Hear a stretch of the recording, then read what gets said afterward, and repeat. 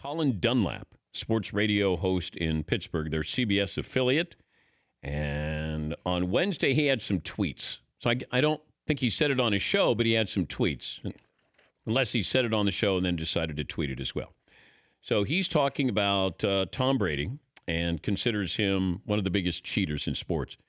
His tweet is, the fact that some don't see Tom Brady in the same light as Bonds, McGuire, Rosie Ruiz, she cheated in a marathon, Lance Armstrong, Ben Johnson, etc., is mind-blowing to me. Guy is a cheater, a proven one. Such a stain should not go away. Goes on to say, I don't understand why it can't be both. For me, it is Brady is great, absolutely incredible talent, also a cheater to the point where it should tarnish his legacy greatly. All right. There's a couple things that come out here. Did Brady, how much did he benefit from Spygate or Deflategate? He led the league in touchdown passes, 50, the year the Patriots were busted for stealing opponents' defensive signals. He played better in the second half against the Colts. That's after the deflated footballs were found and checked. No proof the Patriots illegally deflated footballs against the Colts. Spygate, the Patriots were fined for Spygate. Brady suspended for Deflategate.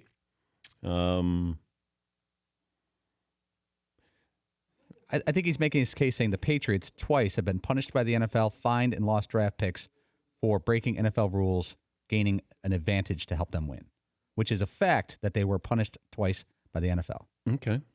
The radio host also says, you take Marino, Montana, one of the greats. I don't think there's any question about whether they benefit from something above board.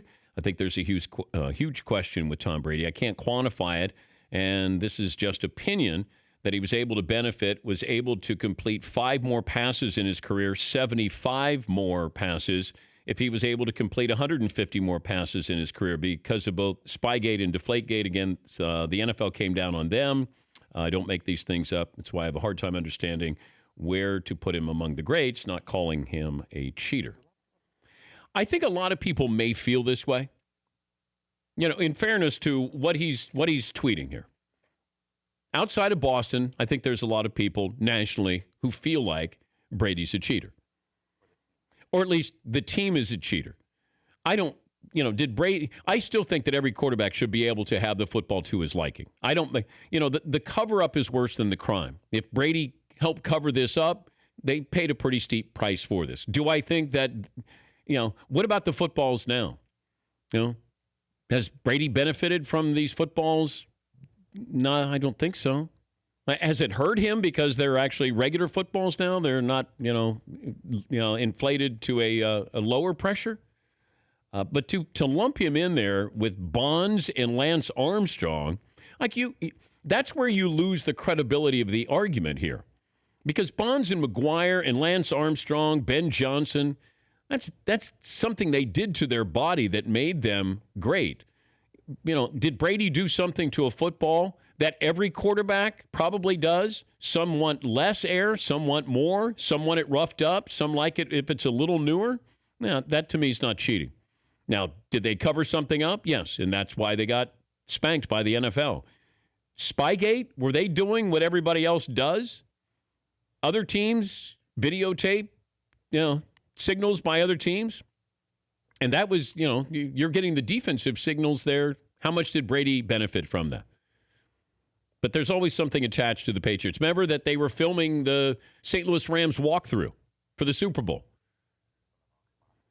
That was never proven, but that almost that's part of the folklore of the New England Patriots.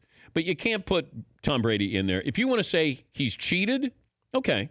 But there's varying degrees of cheating. He's not Bonds, McGuire, Rosie Ruiz, Lance Armstrong, and Ben Johnson. Yes, Paul. Could you say you don't consider him a cheater, but you admit he may have broken a rule that you don't think is very relevant to the game of football? Yeah. Because that's how I look at it. Yes.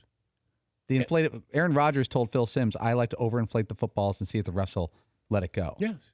Because he likes the footballs a certain way. Phil Simms quoted Aaron Rodgers saying that. I don't consider Aaron Rodgers a cheater in any way.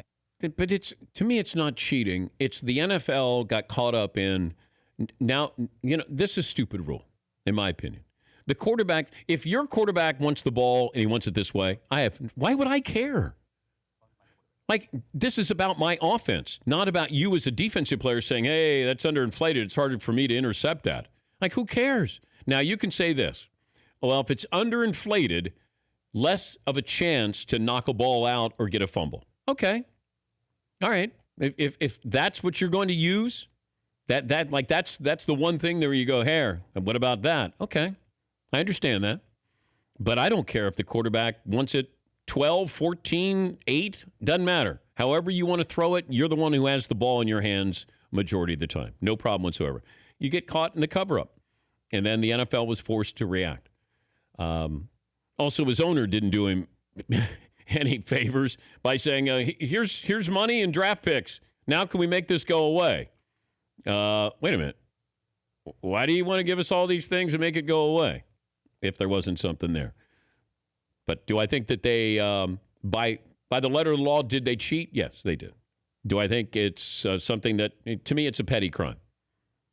But Bonds and McGuire, these guys helped change baseball. Their bodies. Lance Armstrong, the Tour de France. Ben Johnson winning the 100-meter dash. But everything that they accomplished, it was cheating that helped them get there. And they were cheating every single day of their careers. And they were doing it strategically. Lance Armstrong was doing it strategically. They were, blood doping, EPO, vials of blood where they would have another Tour de France stop and then inject that. And crazy stuff. Bonds' trainer went to prison a couple of times. You lose the argument by saying, you want to say Brady's a cheater, and how do I categorize Brady's greatness? No. I understand that.